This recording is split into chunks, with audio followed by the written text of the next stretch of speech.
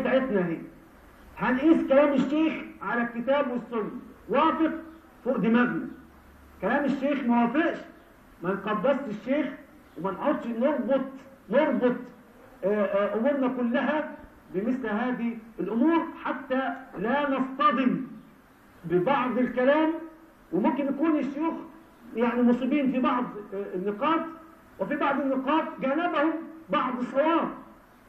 لازم نركز شوية حتى لا نفقد الثقة في العلماء، وكل يؤخذ منه هو يرد. يعني هو كلام الشيخ اللي بيتكلم ولا أي شيخ يتكلم عمره ما قال ده كلامي مقدس وصح 100%، لازم نفهم كده. عمر ما حد قال كده، ده كل يؤخذ منه ويرد. فكلام الشيخ ممكن يكون فيه إصابة وممكن يكون فيه خطأ، لكن الذي لا يخطئ أبدا المنهج اللي إيه؟ الذي أمرنا الله أن نعتصم به، الكتاب والسنة كما قال حبيبنا محمد صلى الله عليه وسلم: تركت فيكم شيئين ما إن تمسكتم بهما لن تضلوا بعدي أبدا، كتاب الله وسنة.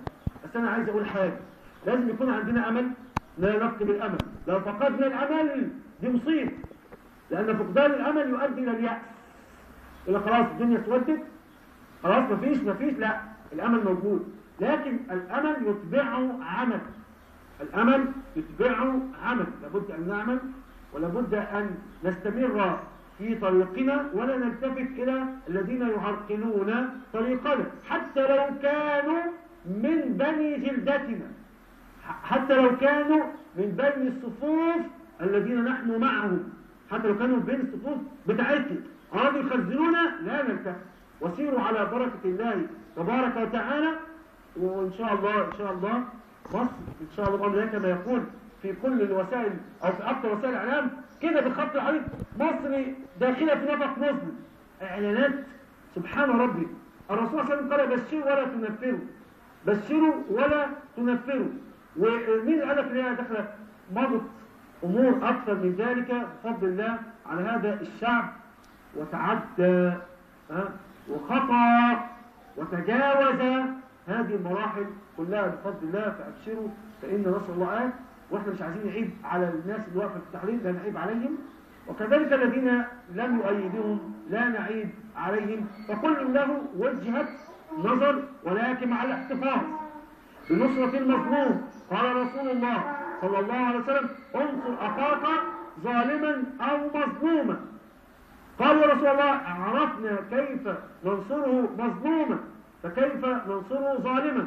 قال: أن تأخذ على يديه تمنعه من الظلم. الظالم ففي ظلم ولا لا؟ الكل مطمن، حتى الشيوخ اللي بيتكلموا عشان بس الامور تكون في ظلم واقع ولا مفيش؟ الناس دي بتلعب بمقدرات البلد ولا لا؟ الناس اللي عماله يعني عايزه تحط فلان وتشيل فلان والفلان اللي على مزاجها، ده مش ظلم؟ نحجزهم عن ظلمهم. فالناس اللي قاعده حتى وجهه نظرهم هم بيحجزوهم عن ظلمهم مثلا، متوقعين ذلك. مش هنقول حريه راي، ما تسيبوهم، ايه يعني المشكله؟ لا، ولكن الامر ساعات سامحوني يبقى فيه اختلاف وفي يعني امور، فنسال الله العفو والعافيه. يعني في معاه شيء 5 دقايق لسه ما عندوش. طيب الاخ اللي هو حلف على زوجته وقال لها عليها الطلاق ب3، لو كان الاخ يقصد يمينا ولا يقصد طلاقا، طالما قال عليه الطلاق لا يقع طلاقا، وعليه كفاره اليمين صيام طعام 10 مساكين او كسوتهم او صيام 3 ايام، يتخير من الثلاث ما يشاء. اما الجزء الثاني في سؤال الاخت اللي هو قال لها لو دخلت المسجد ده هتبقى طالق، خلي بالك لو دخلت المسجد اللي هو قال لك ما تخشوش هيقع الطلاق، فاولى بك زي ما قلت لك لا تتعرضي للدخول المساجد كثيرا. بهذا نكون قد انتهينا الى